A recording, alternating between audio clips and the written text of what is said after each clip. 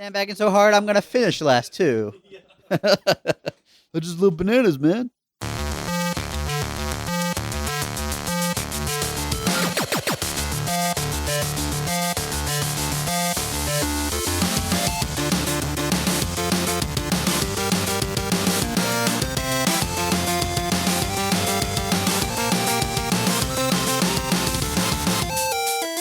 Hey, welcome to Front Seat Gamer episode 50.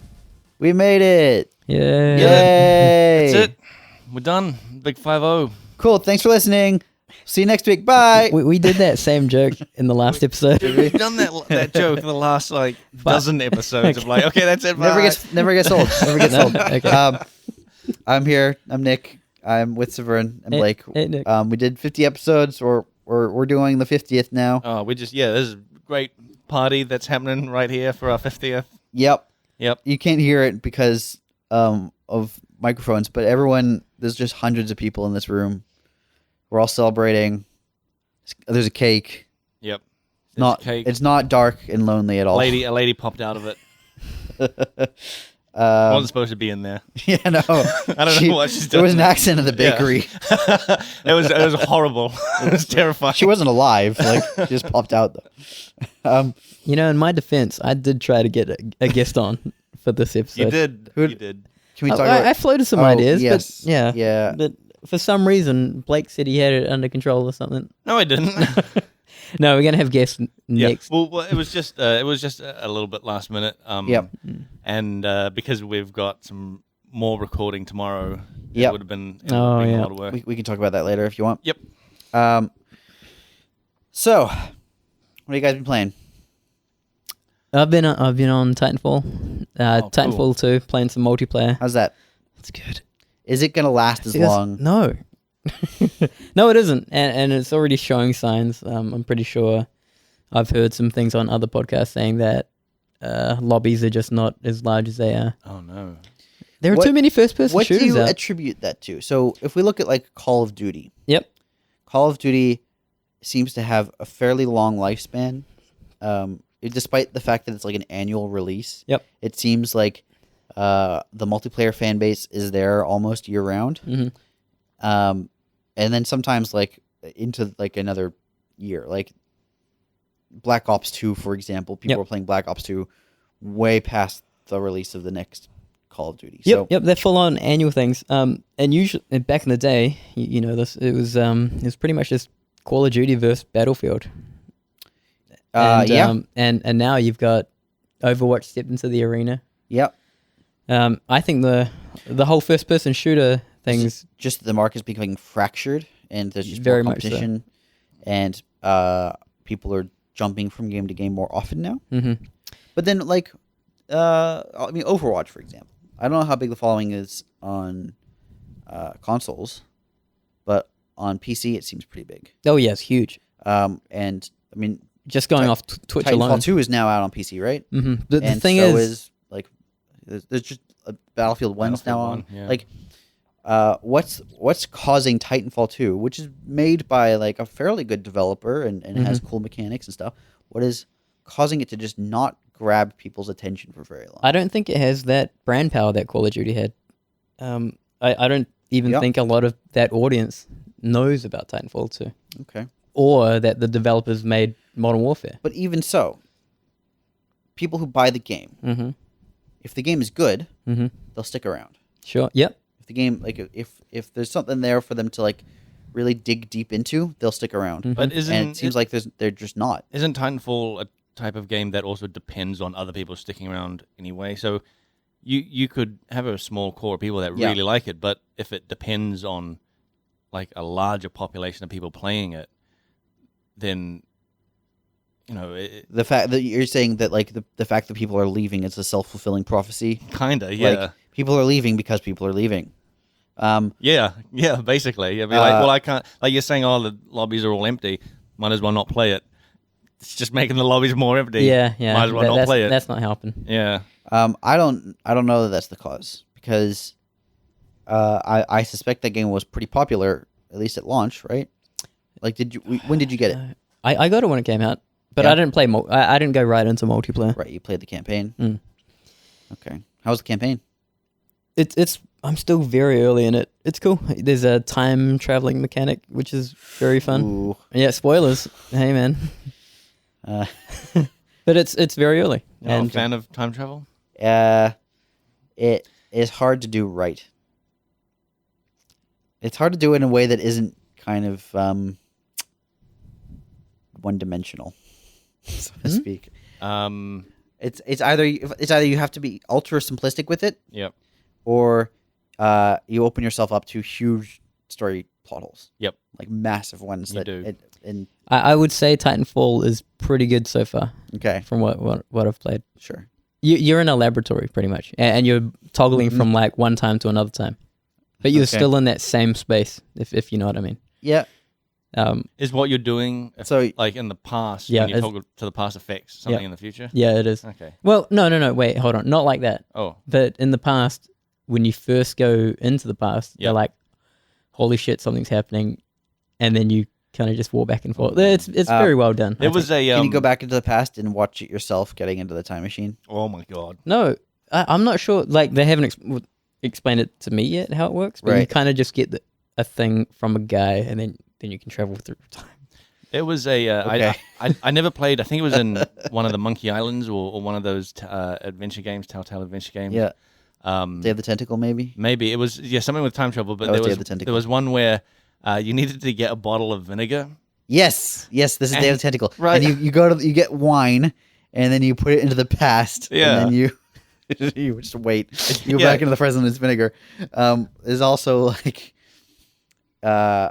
you have to get a woman who's stuck in a tree out of the tree, and so you give George Washington an axe. Oh my And you god. paint the kumquats on the tree, which are orange. You paint them red, and you say, "I bet you couldn't chop down that cherry tree." And he's like, "I bet I could." Oh shit. And then in the future, the tree's gone. That's a lot of Fantastic. a lot of time travel to solve very simple problems. Yes. Like, couldn't you get a bottle of vinegar? Like, I could go to a store right now and get a bottle of vinegar. I don't need a DeLorean and a flux capacitor to make vinegar. I love it. But you needed the vinegar in the past, right? You needed the vinegar in the past. I don't know. So you I've get the never wine. played it. I think you this sent is just what I've heard about. I'm pretty sure you send the wine back in time, and then you Right. store it somewhere, and then you get the vinegar, and you send it back in time. Oh my god. That game is one of the few games that did time travel really, really well. But it's also got a very loose grip on logic, so it works. They just It works remade well it, for them. or didn't they? Or re-released it? Like, well, maybe not. Yeah, just, I think but they maybe like did. a few years ago, probably. Yeah. Or- Yeah, that's one of my all-time favorite games. I should really pick up the remastered version. I think I've talked about this on the podcast before, but the version I had played during my childhood had no sound, Oh. and little did I know that they had voice acting. Oh shit. And when I played it as an adult on a computer that had a sound card, Yeah. Were you like, this Um, isn't their voices? yeah, and it's all like really badly voice acted Yeah. as well. Like it's awful, and it was like, oh no, I think this may have ruined my childhood. Shit. Yeah, that game's great. Tell you what, Better than Titanfall 2. jeez, all right, I'm really enjoying it, dude. Oh, yeah. So you're saying that, like, well, you said you heard the lobbies are empty. Are you actually seeing that for yourself, though? Well, yeah. Okay. It's sort of like New Zealand. You know, we're playing in the Australasia Oh, servers, right. Yeah. so it's and the lobbies that I am getting into, Mm-hmm. you see these familiar names show up. So I think the same people are kind This of is playing like it a as core well. group of people that are like keeping it going. Yeah, like Angel City and Attrition are the only modes being played, Oh, okay. and there are like Last Titan Standing and Pilot vs Pilot, which no one's playing. Hmm. So it's pretty sad, but that game's so good. It feels fantastic. Wall running, the double jumps. Yep, that Everything game has sliding. pretty fun movement. Mm. It's crazy because I saw a Call of Duty trailer. I'm not interested in that franchise or anything, Yeah. and they have very similar mechanics. Right. It's almost like They're copying Titanfall. yeah, It's without the Titans. but Titanfall doesn't seem to have like the player numbers. It's interesting. Like, Yeah, what like are that- they? the brand power is what I think. I don't know if it's the brand power. Well, I don't know what's going on, but if I was to speculate, I 'Cause think it did you have start- your faithful Call of Duty It guys. did start strong, right? Yeah, Titanfall? but there was a lot of hype for the original Titanfall. Yeah, it Titanfall, was, sure. Titanfall 1 actually had that Microsoft money going into it, that was still when Xbox Yep, they were and exclusive. yeah, they were still battling it out. Xbox One launch exclusive. Yeah, and then, so there was a lot of advertising. Yeah. I couldn't tell you how much. Like, I haven't actually seen much advertising for Titanfall. Maybe, 2. yeah, that's true. Like, I was just thinking while you guys were talking about, because you mentioned Overwatch, and I was like, damn, I've seen bus ads on the sides of buses in New Zealand for Overwatch, which is... It's unheard of. Yeah. It's like, nah, this is crazy. Yep, it's usually like opera stuff. Yeah, it's usually opera or rugby. or the opera of rugby. Yeah. Sports fans call it. Yeah. Blake, you been playing anything? Oh, yeah, I've gone back to No Man's Sky. Just gonna let that hang. Continue. Because they released their foundation. I don't know if they're calling it an expansion, but it kind of update. Yeah. And that has added the base building that they were talking about, which is it actually like I was actually impressed with the base building. I was expecting it to be just very like rudimentary, like almost like prefabs, like you're just building a bunch of prefabs, because maybe I'm just expecting to be disappointed. Yep. And you're at this point you're expecting the worst. Yeah. And when I don't get the worst, I'm like, hey, this is actually pretty good. Hey, this is like a B-. Yeah, whoa. But no, it totally is. And but they've done a bunch of things that I quite like, which is probably things that other people don't like. But they've made it so, you know how I was complaining when it first came out that you were always like 2 minutes from at least 2 minutes from a building or a point of interest or something like that. They've really gone and like changed that. Like I've gone down on planets where there's no points of interest. That sounds super fun. I know that's the thing. I think that is like pretty cool because it's like, wow, this is a completely like barren planet. But then when you do find that one point of interest, you're like, oh my god, a point of interest. Is it? That's incredible. Does it still point you to the points of interest? If you're close enough, your scanner will. But I've noticed that they've changed the scanner.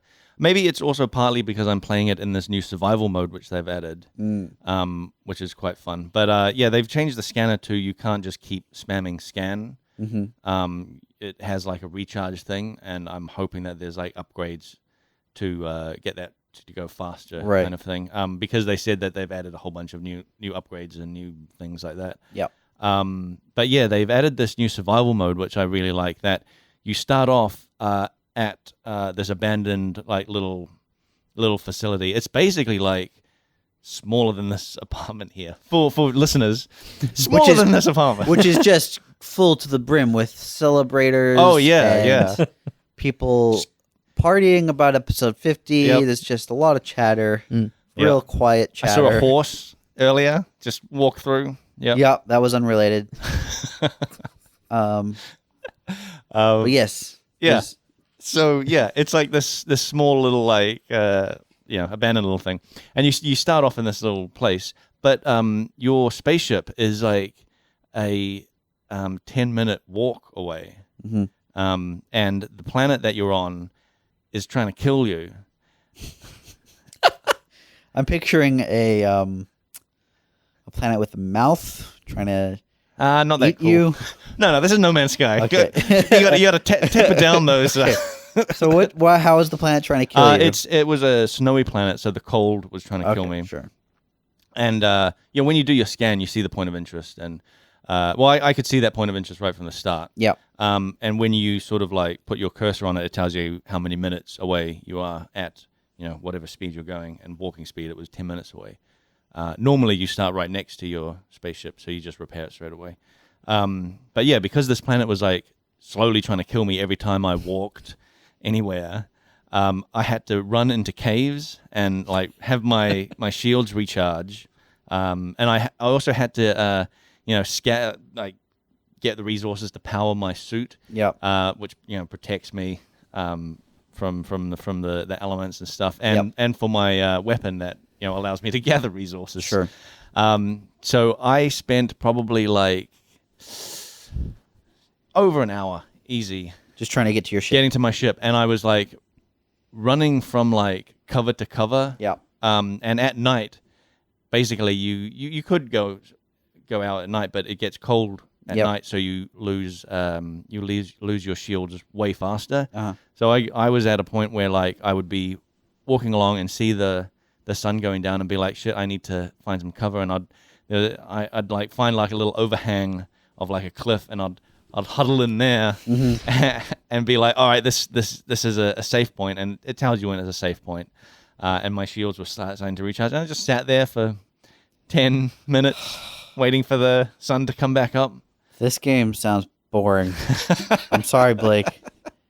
This sounds like the worst game. And so, oh my god, this is like in Minecraft when you like. Okay, the first few nights. Make sure that on day one you dig a hole and then seal it up, and then you stand there for 10 minutes because that's exactly what I was thinking. Like, that's the worst part of Minecraft. Is like that is, and that's the first thing you do.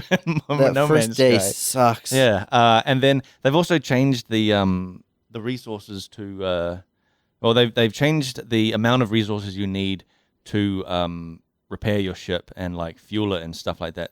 So I had to go out when I finally did get to my ship after like 2 hours. Got to my ship, and I was like, right, I can repair stuff, and I've gathered resources along the way, but I was missing like 12 zinc. And I did my scan, and I saw no zinc anywhere in the area around. So I spent probably like half an hour doing the same thing, running from cave to cave, cover to cover, searching all around for zinc. And I finally got it, got into my ship, and I blasted off. And the thing is, like, because of all that struggle, when you finally do take off that planet, it feels like an actual achievement. Yeah, sure, that's fine. In a sense, it was. Yeah, it was. And what was cool was the first thing I did when I took off was fly back to where I started, and it was like 2 seconds to get back to where I was. I was like, man, that took me like 2 hours to get here, it's just 2 seconds to get back with my spaceship. This is something I don't like about those survival games. There is a like reverse difficulty curve where the hardest part of the game is the very start, and then after that it just gets easier and easier and easier. It is weird, it's like dumb. That. Yeah, it is super weird. It gets easier. Well, in general survival games, it gets easier, but it also gets more grindy. You know, because you need more. You need these resources to make this resource to make this resource to make the gun. At that point, it's not that you're struggling to survive; it's that you're just sort of grinding out the minutes to get stronger. Yeah. And this is the problem I had with Minecraft as well, was like the most fun part for me is just after like the first day. Like once you've got just enough tools that you're starting to like build up your fort, and you're building up your tool base or whatever. And so the beginning sucks because like it's literally you sort of cheese your way through it. Yeah, and you then dig like a hole and after you're self-sufficient, it kind of sucks because like at that point it's like, okay, I'll just keep digging holes. Well, it was funny when we were playing Minecraft on the work with the work game, that like after a few months I would go and check out. I went and checked out the other people's bases, and they had automated stuff. Yeah, and I was like, dude, what are you guys doing? Like, I'm still going around digging in mines and stuff and gathering shit, and you guys just got these crazy like things where you put one resource in this, and it automatically does all the steps needed to like create the other resource. Yeah, it's the that problem that you speak of. Is very common. Yes, I know, but it's especially prevalent in survival games. Okay, where I can tell you that Titanfall's multiplayer. Yeah, you start with all these locked equipment slots, and as you play more of it, like I unlocked an upgrade for my rifle, like my primary freaking gun, just after playing it. Yeah, and you know, all these high level guys have this advantage on top of me. Just and all these new characters are coming in, getting ruined. By these guys that have sunk, maybe 10, 20, 40, 50 hours into it. That is an issue. That's the thing with like MMOs as well, dude. Path of Exile. Do we have this same problem? Not in the same way. There does come a point in Path of Exile. Of course, there's a point at which you have like beaten the hardest content and everything up that point does get easier. Yeah. But like to get to that point, like okay, so in normal, enemies are fairly easy. Gearing, you're getting a lot of upgrades quite frequently because the odds of gear that you pick up being better than what you've currently got is quite high. By the time you get to like Cruel and Merciless, not only do you have like the resistance penalties, but each item is less likely to be an upgrade just because the odds are not in your favor anymore. There's just more bad mods, bad base types compared to what you're using. So upgrades become slower, which means that even if the difficulty is linear, it's going to feel harder. And then you get into maps and where the difficulty is not linear, and it gets harder and harder and harder to climb the tiers. And you spend longer and longer doing it. Yeah. So there's actually multiple layers in Path of Exile that mean that the difficulty curve is actually a curve where it gets more and more difficult. Right. You do eventually hit a point, like if you've beaten the Shaper or Uber Siri or whatever your goal is, where you can farm that content, and it does get easier and easier because you've done the bare minimum you need to do to beat it. And any upgrade from that point forward should theoretically make it easier. Yep. That is quite a high point. It is very high. It is very different to the sort of survival games that we're discussing. I used to see that on. Did I tell you about my experience playing Rust a few months? Well, probably like last year, where I might have. It's a survival game. It's a survival-ass survival game. Yes. That is survival ass. Tell me more about survival. Literally survival ass. It's true, right? What I'm about to tell you is that everybody starts naked and you fully see everything. And there was this weird story. Man, this is such a sidetrack. There was this weird story about like their junk size like being like something to do with how many friends you had on Steam or something like that. Like some weird algorithm. That's awesome. Yeah. Dude, you must be popular. Oh yeah. But didn't it like randomly create a character for you? Yeah, it did, which is cool. I like that. Like you didn't spend any time in the character creator, just randomly. And you don't get to pick your gender either, which no, you don't. Interesting. For the longest time, they didn't have female characters, right? But I think they do now. Yeah. Yeah. But anyway, what the hell was I going to say before I got distracted? Yeah. So in that, like you spawn in as like a lobby, and all you've got is no clothes and a rock, and you have to make your way in this world. You can't find rocks. You have to you get can't given find one? rocks. Okay. But you start off with a rock. Okay. Handy. That's your tool. This is my rock. Yeah. This is your rock. I was born with this There rock. are many rocks like it, but this one's mine. But yeah, you use that to like smash, resources, and you get stuff. But the thing is that the people that have been playing that game the longest, of course, have the most stuff, the best stuff. Like basically, they're not surviving; they're just like murdering everyone around them. Yeah. Right. And that's what happens. Like there's like one dude can just take out like dozens and dozens of these naked guys because the naked guys have no chance at all. And Rust has a weird like if you go onto the really high populated servers, there's these weird like almost like communities where the spawn locations are full of naked guys with rocks smashing each other and just brutally killing each other and trying to get more rocks and trying to get more like resources from just stealing from the corpses. Yeah.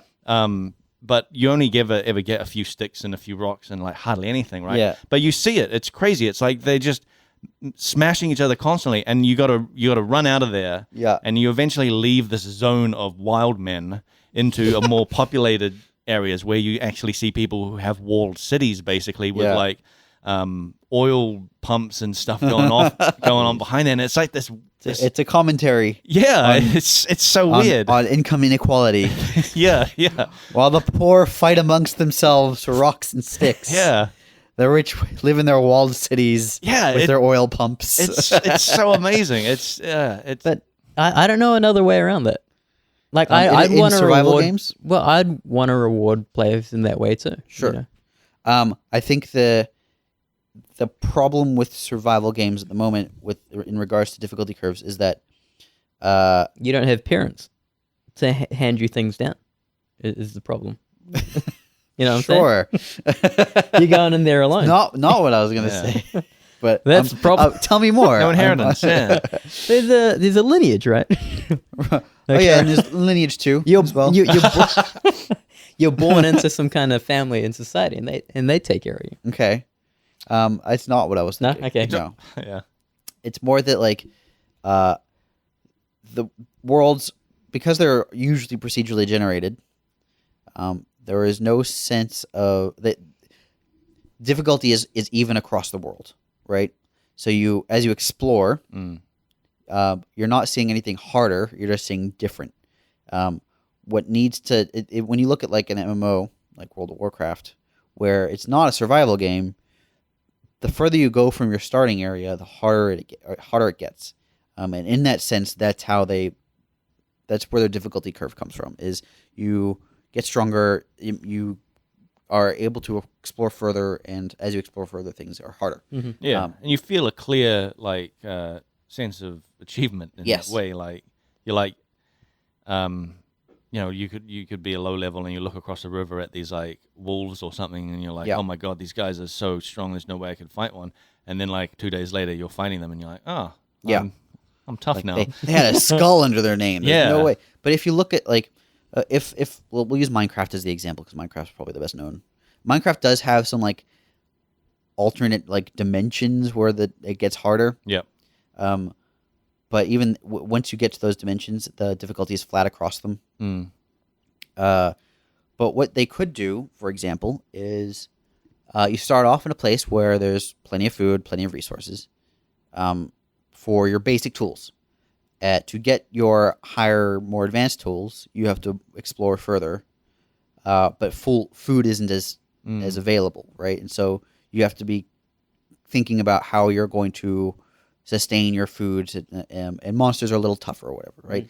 And then as you get even further, you find maybe you're now in a desert and there's no food available, and you have to figure out a way to like store your food without it rotting or whatever. Like there's and there's a tool for that, and then maybe you also need to find a way to convey water efficiently. There would be ways that you build upon the skills and the tools and the method that you've already learned to make movement through the world more efficient, and to make that worthwhile, you make the world harsher the further you go out, right?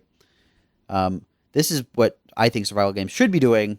It's just not like what they do. I don't know any that really are. That's the...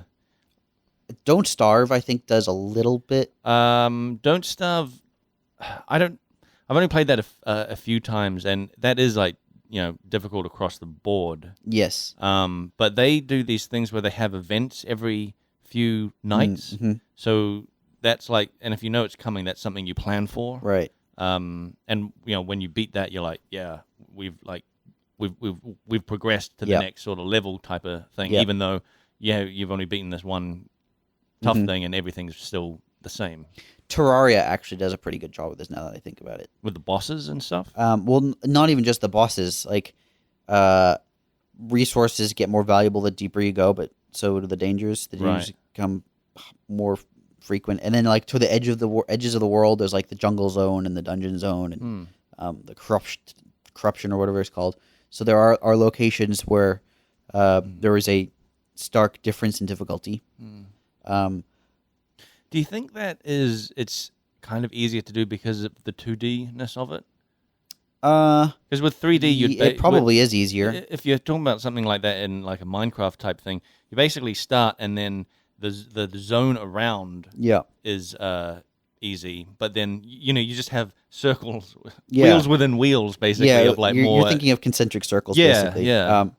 Is probably some of that, but that's also the sort of that was a design decision I think the Minecraft creators made, was that it's more a game about exploration than survival. The survival things, I mean, were only really added long after people were that game was popular, right? Yeah. Before that, you had like health, but you didn't have hunger, and you didn't have experience. Yeah, you didn't have experience. And you didn't have like even really direction or quests or tutorial. So there was, it was more just a game about exploring, and that was both exploring recipes and exploring the world. Yeah, I remember playing it way early on before they even added like health and stuff like that. Yeah. Well, not the health, the hunger and stuff. And we were just building stuff. Like it was just a Lego, really. Yep. Like with some monsters. Yeah. And I think that's neat. Like I'm happy to play a Lego monsters game. It's when you add like, oh, don't play with too many Legos because you'll starve to death. I'm like, oh, come on. Yeah. But that experience in No Man's Sky doesn't sound too bad. Like hanging out 2 hours. Oh yeah, we were talking about No Man's Sky, and then getting out and feeling good. Yeah, I got out of there and I was like, I think that's an okay amount of time. I felt like some sort of achievement rather than like when I played originally. I was just like, okay, I just repaired my ship within a few. What happened the first time you the first time, well, a lot of it was just me figuring out the game. Yep. But I was, you load up and you're right next to your ship and you got to repair your ship. And I just like scavenged around the area for maybe 20 minutes and repaired my ship and then flew up and instantly found like two points of interest and went to them and was like, oh, this is amazing. There's a thing here and oh, there's a thing here. And in my head, I was like, oh, there was a larger sort of settlement complex at the top of a hill and a smaller one. I was like, oh, this is like the big town and there's like the little town and they must be like trading in between. No, of course there's none of that. Forget about it. But yeah, that's what I thought, and I was still bright-eyed, and I still had hope. And okay, so in your current playthrough, you spent 2 hours getting off the planet. Yep. Now what's different? What's okay? So there's they've adjusted some of the resource stuff. So this is not interesting, but. Okay, well, besides that, I'll focus on the big stuff then. Yeah. There's freighters. All right. So when I left that planet, the first thing I saw was these giant like freighters, which they've always been in the game. Yep. Like you see them around, but there was no interaction with them. Now there was it was a huge like cluster of them, bigger than I'd seen before, and there was an actual icon that said freighter. I flew over there, and I remember first playing it, and I could see a glowing port that is the same as what's on the space stations for tractor beaming you into the station. Yep. And when I first played, I was like, oh man, you can go in these freighter things, and I tried it and I just bumped up against the thing. But in this I actually was kind of expecting the same, but even though I knew freighters were like a thing, I didn't think you'd be able to fly in there. But yeah, you totally fly in there, and I was like, oh my god, you're walking around and it's like a proper ship with like it acts a bit like a space station where ships are coming in and landing, and you can try and buy them or not. But yeah, you go up to the bridge, and there's like people you can hire for your base. Okay. When I will eventually start building my base somewhere, sure. I need to find a nice planet, because another thing I've noticed, it seems to be in survival, the planets are really shit. Just harsh? Just harsh, yeah. I have not found a planet without at least some problem with it. Right. Like, awesome. First planet, too cold. Next planet was like too radioactive. Right. There was one. You're looking for the baby bear. Yeah. That's the thing. The Goldilocks. The closest I found, I went down on this one planet. This is all within the same solar system. I went down on one planet. It was like nice blue grass, blue thing. And I was like, oh, this looks like perfect. Blue, is it banjo music? No, but I imagined it was. Yeah, bluegrass. There were these like little guys that had a human form that you could say were hillbillies. Oompa Loompas. Yeah. What? Yeah, you landed on a Wonka planet? Oh man, now we're talking Wonka. But yeah, landed on that planet. I thought, this is it. This could be where I set up my base. But it had high sentinel, alert, like level of alert or something, which means those little sentinel guys that fly around will just shoot you on sight. Yep. So I was like, great, I can't be here. Jeez. And those planets are like actually the most annoying, because you'll just be going along doing your own business and you hear that fucking coming close to you, and you're like, oh god, here's one of those fucking sentinels. and you shoot it, and then they shoot you, and then they call in others, and it's such a But don't they drop resources? Yeah, they do drop resources, which is great. Can you put that towards your base? I don't know. I mean, that's the thing. They've added a lot of like new resources, and I don't know what they're for yet. Okay. Is it better now than it was when you bought it? Are you enjoying it more? I am enjoying it more. Like I do like the harder survivalness of it. Okay. Before, like you just land on a planet and you're like, yeah, I know what's there. There's gonna be a million little outposts everywhere. Yeah. Now it's like if I find an outpost somewhere, it's like, oh, this is a big deal, which I really like.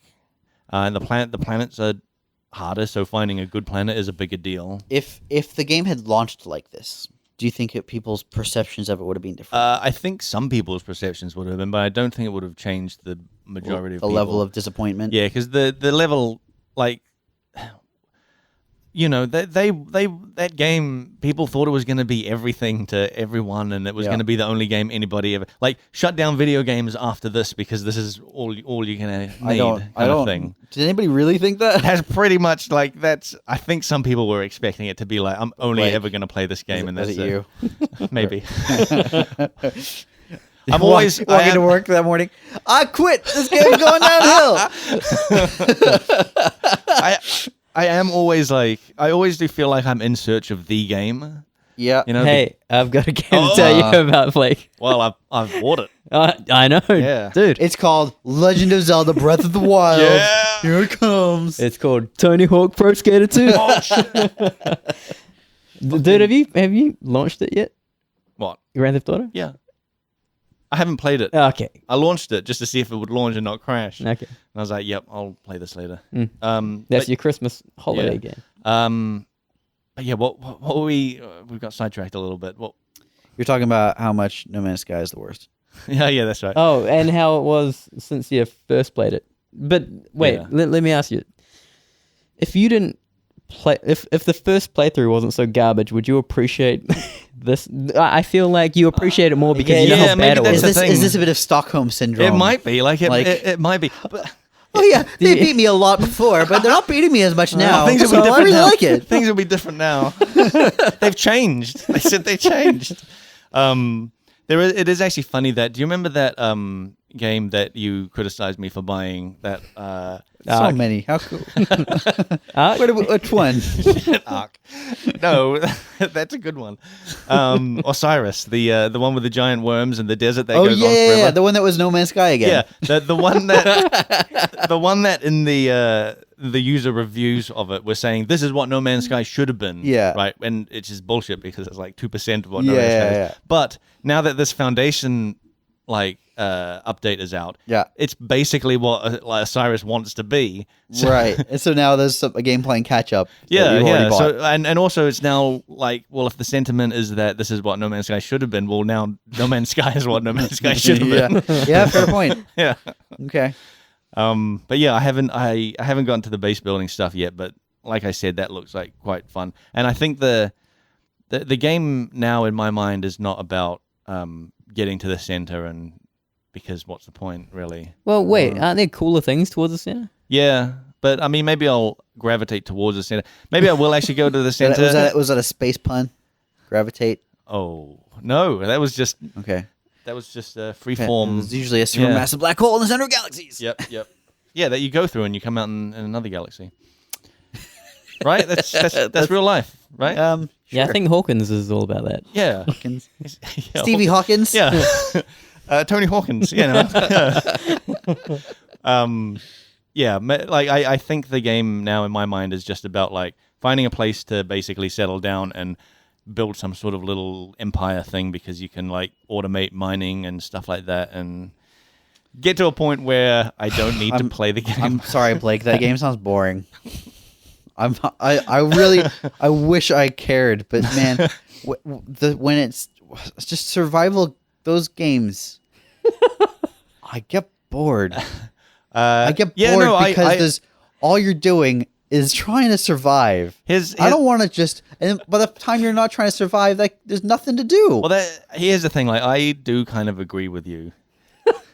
Scraping together some scraps of food so you live another day isn't fun. And then once you're past that, being drowned in food isn't fun. Like it's like I do get to a point in that and like, you know, survival games that I do lose interest because I'm like, well, now what's the point? Like I've reached all the goals I've set for myself.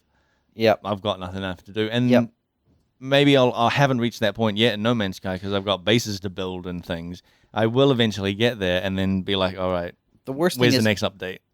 they tend to be, at least for me, very unsatisfying as well. Right. Because I get no closure. That's life, though. I mean, you know? Ooh. Get real. This is real cast. It's just shit, son. Yeah, it's just a metaphor for life, front seat therapy right now. Maybe that's more of your problem than the game. Tell me how that makes you feel. Yeah. Now you say you can't find satisfaction. Let's talk about what I've been playing. What have you been playing? A little Hearthstone. Oh. New set came out. Also, I've been playing Path of Exile. I don't know if you guys have heard. I've heard of it. Expansion came out. It's called Breach. Yes. It looks cool. I actually had, like, did you do anything for this podcast? Oh, for this podcast. Sorry. For this podcast? No, I didn't do this podcast. Have you done anything for this podcast? What have you done with this podcast lately? No, did you do anything for Breach? A little bit. Oh, okay. What did you do? A little bit. They were it's out, so you can armors and things that need some assets that need preparing. Rigging and that kind of stuff. Yeah. Yeah, I guess also like supported backs probably, huh? Maybe. Did you do anything with lots of hands? Yeah. Yeah, then yes. I can tell you where the idea came from. This was, I had basically suggested. So I'd been watching what's that Netflix show? Stranger Things. Thank you. Yes. Oh, hey, that really good Netflix show that you were giving me shit for watching in the kitchen that one time.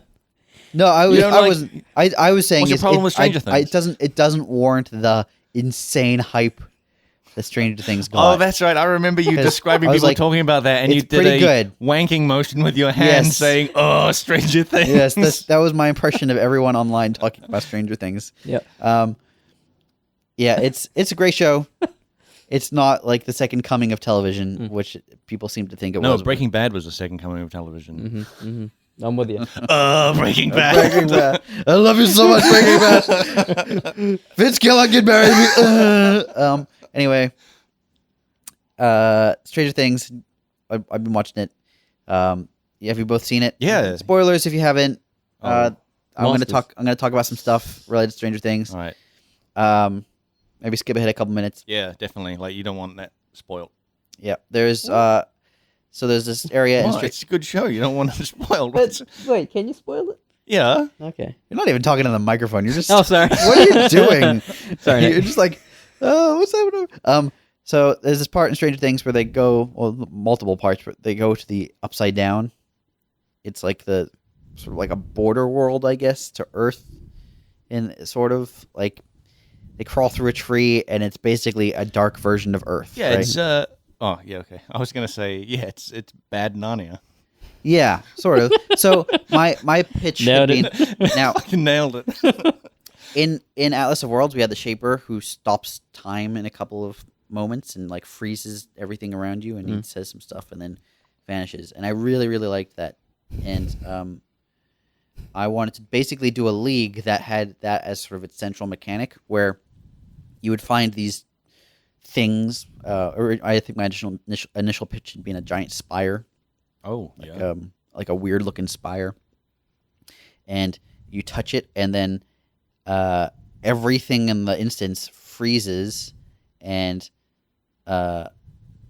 slowly monsters start appearing like they do in Breach. Mm-hmm. But you can see, and they start rushing towards you, and you have to stay in this dimension as long as you can by killing the monsters. The more monsters you kill, the longer you stay in the dimension. But you can see the monsters that were there before, and they're just frozen in space.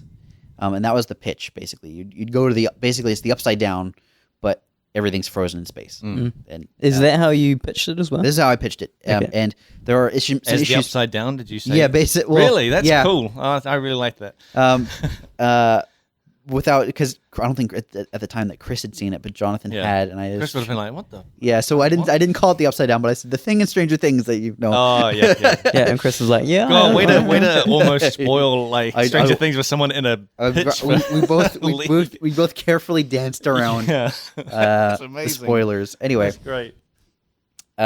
We couldn't do it the way I wanted because of some stuff with multiplayer. But we landed on what we currently have. That was mostly done by Rory and Mark II, and the newest sort of designer on the crew, Jason, who is in QA. They I think the three of them basically did most of the setup for Breach. Turned out really well. How long did it take to get that in the what would you call it, that other dimension circle thing? Yeah. Who worked on that? I want to say Daniel, I think, worked on that. You think? Yeah? Yeah. From the programming side? Yeah, well, there was... It might have been Jonathan and Daniel or something. I know something was some other people working on the actual visuals of it too. Yes, there's some post-processing stuff as well. I actually don't know how much of that... I don't know much about the actual implementation side of things. I know I had seen a lot of early versions of it where there wasn't any post-processing, and it was basically a giant purple circle that expanded. Awesome. And it that post-processing, the sound effects and like the interesting effects that sort of hover in the air and stuff really make a big difference, and the color saturation really makes a big difference for the feel of the league. If you have your post-processing turned off and you don't see any of that, I think it's a much worse experience. That'd be a bummer. But I think that the sense of like dudes just rushing at you out of nothing is very cool, and I think I'm very happy with how it turned out. It's very cool effect. Got a ton of new uniques in this patch. Most of the Breach ones were done by Hrishikesh, another designer. We got about that. That's about it, actually. We got like a skilled support gem, and did you work on anything? No, I didn't do anything. Lots more stuff coming on the horizon. That's even more exciting, though. Because of that No Man's Sky patch. That No Man's Sky. I was too busy playing No Man's Sky. I haven't been to work, and don't need to buy another game. Like I said, don't need to buy another game. Do you still even work there? I don't even. No one's mentioned you in a while. We also been playing a lot of Drawful at work. Yes. Right? Oh my God. Have we talked about Drawful? I think we may have a little bit. We might have. Yeah. You have a couple. Yeah. I actually played it a couple weeks back. It's playing at work is a very different experience to playing at the other places I've played it. I'm sure. I'm planning to play it with my family over. That's going to be different. I'm not going to be drawing any. No. Well, you better change your username as well. Well, yeah, you can change that easily. I'm not going to leave it as There's as what it is. a lot of dongs. There's just a ton of dongs, an unbelievable number of dongs. Yeah. What's amazing about Drawful is I love that it surprises you with the like word selections it goes with.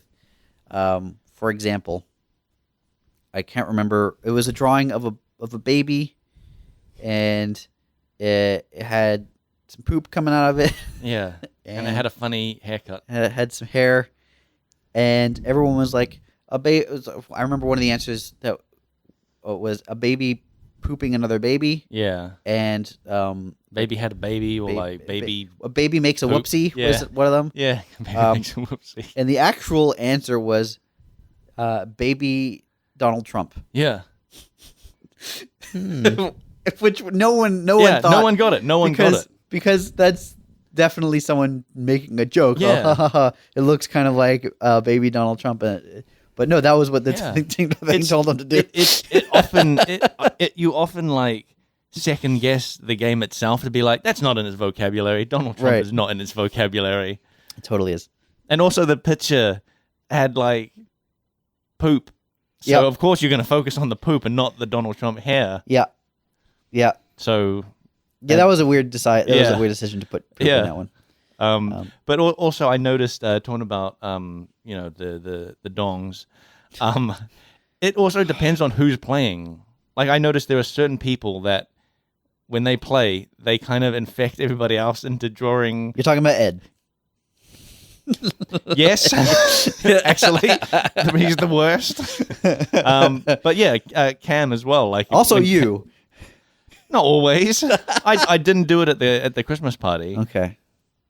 No one did it at the Christmas party.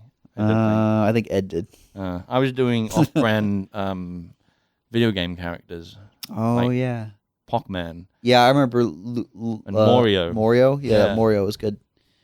Have we talked about the Christmas party at all? No, we haven't. Well, we also celebrated the 10 years of Gears. Yeah. That was fun. 10 years of Grinding Gears and 50th episode of Front Seat Gamer. Oh, And obviously, this is the more important one. Yep. You're welcome, Grinding Gear Games, for letting you listen to this podcast. I mean, Grinding Gear Games is just the foundation for this podcast. I want to thank Blake for just, hanging out. Saveun for hanging out. Oh, thanks, Nick. I want to thank Saveun as well for hanging out. Cool. Dude, do you want to talk about PSX Game Awards or anything? Did you see anything from those two things? No? Nope. Do you want to talk about them? Well, The Last of Us 2. I linked you to that video. Yeah, I didn't watch it. Oh, you didn't watch it? Why? No, it had an age restriction and I was at work. Oh, did it actually? Yeah. What? You can watch... if there's an age restriction, you can on watch video, R18 movies at work if you really want. Dude, you should see what some of the modelers or artists, like what we have to search for reference. Oh yeah, I'm sure. But on the design and programming side of the room, you're not Googling that kind of stuff. No. I have a dismembered body, naked. Yeah. Before we talk about Last of Us, I have a question for you, Saveun. What is the weirdest thing you've had to Google for work? There was a helmet, I think, ages ago that we released, which was basically a headless thing. Oh yeah, right, yeah. And I was like, all right, I'll make headless. That. And and so I actually had to look at decapitated. Yeah, you see some fucked up shit. Like windpipes and stuff like that. Yeah, I prefer like movie props are always way better. Yeah, that's a good tip. There's so much better detail in a movie prop because they go over the top to be cinematic. Yeah, really, you just sculpt it, add a lot of red to it. Yeah. Yeah, I sometimes see details in our game that I've never noticed before that are really gross, and I'm going, man, our artists are messed up. Yeah. I remember talking to Harry, the programmer, on the bus going to work, and we were talking about I'd been working on Solaris. Solaris at the time with all the dead bodies and stuff, and we were just casually talking about dead bodies on this bus. And I noticed that there was this woman sitting in front of us, kind of like giving us side glances. She was uneasy. Yeah, and then she got off at the next stop, and I wonder if and I was like, is that her real stop, or she just want to get off this bus? Yeah, yeah. I had to. I worked on those guys. Yeah, those ones were actually the generic male. Yes, people that are really skinny. Yeah, it's pretty scary. Talking about the bandit models? No, I'm talking about the guys overflowing out of the those wagons. Yeah. Oh yes. Yeah, those guys. Yeah, that's messed up. Mm-hmm. Yep. Yeah, but do you want to talk about that? The Last of Us thing? Yeah. It's too good. And I linked it on... Too good. I don't like it. It's too good. It's too good. I linked it on our Facebook page. Oh yeah, you did too. That's right. And it's too good for a couple reasons. I'm actually kind of blown away that 4K is hitting video games on YouTube before movies. Like this trailer. They don't have movies on YouTube. Yes, they do. You can rent movies on YouTube. No, like trailers. Movie trailers are 1080. I'm yet to come across a 4K movie trailer on There's been YouTube. a few. Like I think one of the Hobbits was a 4K movie trailer. Really? Yeah. Okay. The these are still recent, but the Last Guardians of the Galaxy had a 4K movie trailer. Yeah. Huh. Well, I'm surprised video games are doing it too. Yeah, it's becoming a little more. And that Last of Us Part 2 one, holy shit! Crank that thing right up. The Knuckles. Yeah. Did you go from crazy Sonic? About that? No, I do remember looking at it and being like, those are some pretty good Knuckles. Yeah. And what also about Tails? And also, no. Get out of here, Nick. Tails, get out of here. Nick, you didn't even see the trailer that I linked you to, you asshole. Stop trying to inject one-liners into... What about the Chaos Emeralds? Oh, wow. Dr. Robotnik. Robotnik? Yeah. Mr. Eggman. Dr. Eggman, yeah. I guess I won't hang on this too long because I keep constantly getting interrupted. Yeah, because someone here. Blake.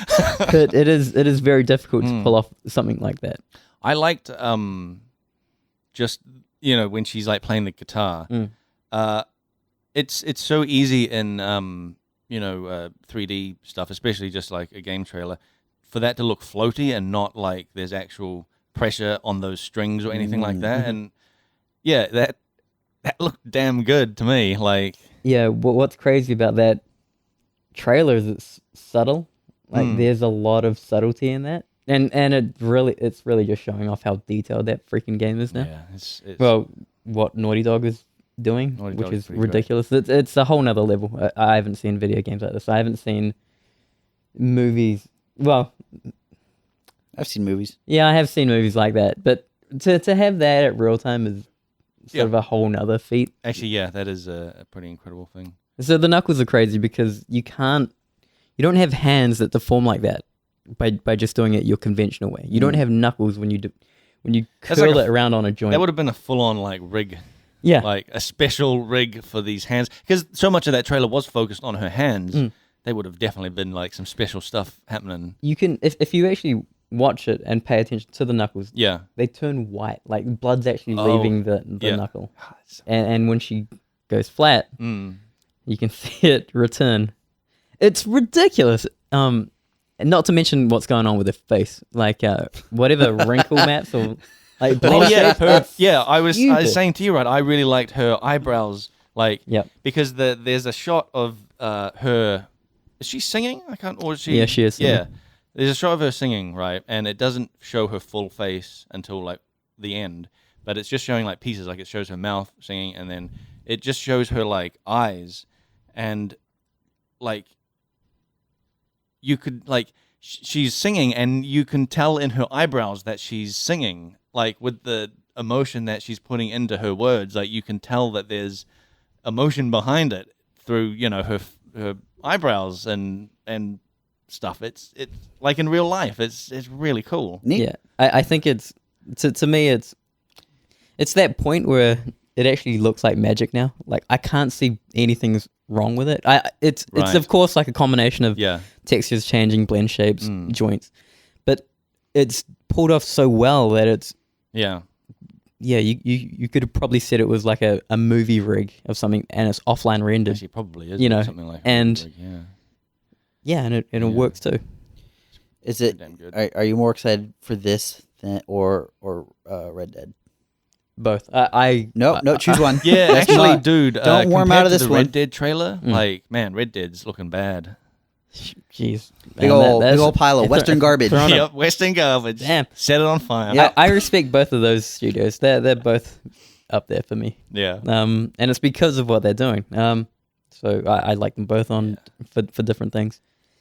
And what I've told people at work in the past is that Rockstar to me did the world large and is going more detailed, whereas Naughty Dog's doing it detailed, linear, going large. Like it seems like they're starting to play around with open world stuff and those kind of elements. So I think in a way they're sort of doing the same things but at different ends. That's how I view it anyway. Crash was pretty linear, yeah. Crash Bandicoot. Oh yeah. Yeah. We've talked about the similarities between Nathan Drake and Crash Bandicoot, right? How they're always running towards the camera away from something. Breaking crates. Yep, breaking crates. Mm-hmm. Yep. Jorts. Eating apples. Jorts. Yeah. Yep. Always spinning around, grabbing apples. Yep. Awesome. It's uncanny. All right, we're out of time. We don't have questions or anything? We have one, but it's really hyper specific to like balance for Path of Exile. So we'll maybe leave that one. If you have any questions, email us frontseatquestions@gmail.com. You can tweet at us at frontseatcast or reach us on our Facebook page, facebook.com/frontseatcast. We also have a WordPress site, frontseatgamer.wordpress.com. You can review us on iTunes, and you can tell your friends about us. You can also do whatever you want. These are just facts about life. Don't listen to me. Within reason. Don't like break a law. Yeah. If you break a law, it's maybe like a small one, like I'm not encouraging law breaking, but like jaywalking, whatever. I mean, if you steal something, I mean, make sure it's small Digging enough. yourself into a hole here. Murder someone small is what I'm saying. Oof. Don't murder anybody. You're talking about Oompa again. Yeah. We'll be back. Actually, we'll be back with some weird special episodes. Yep. I think this is also the last episode of this year. Yep. Mm-hmm. So for us, anyway. Happy New Year. Happy 50th. Happy birthday. Mm-hmm. Anybody who listens to this on their birthday. Whoa. You talking about Jesus? No? Yep. Die Hard 3. Hey, Zeus. Hey. Right. Also, I just want to say thanks to the people that subscribe to our YouTube. Oh yeah. We're we had a bunch. Yeah, we're past 30 Nice subscriptions now. Woo! We're getting there. Oh, we'll have some content next year. Oh shit! Oh yeah, we will. Yeah, we will. See, that's a verbal contract you just signed there. Oh You're well, doing we've got content on there now. So. Oh well, yeah. Hey. All right. See you in a few. Bye. See you. Bye.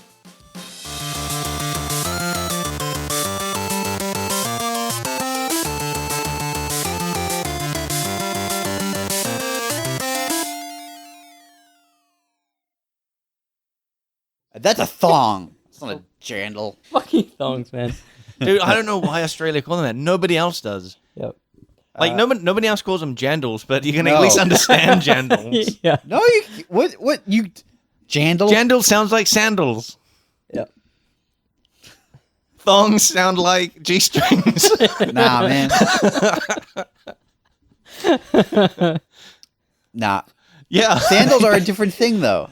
It doesn't matter. They're close enough. Like the go between jandals and sandals. It's like saying Makes sense. It's like they're just an offshoot of the same species. Thongs is like completely different.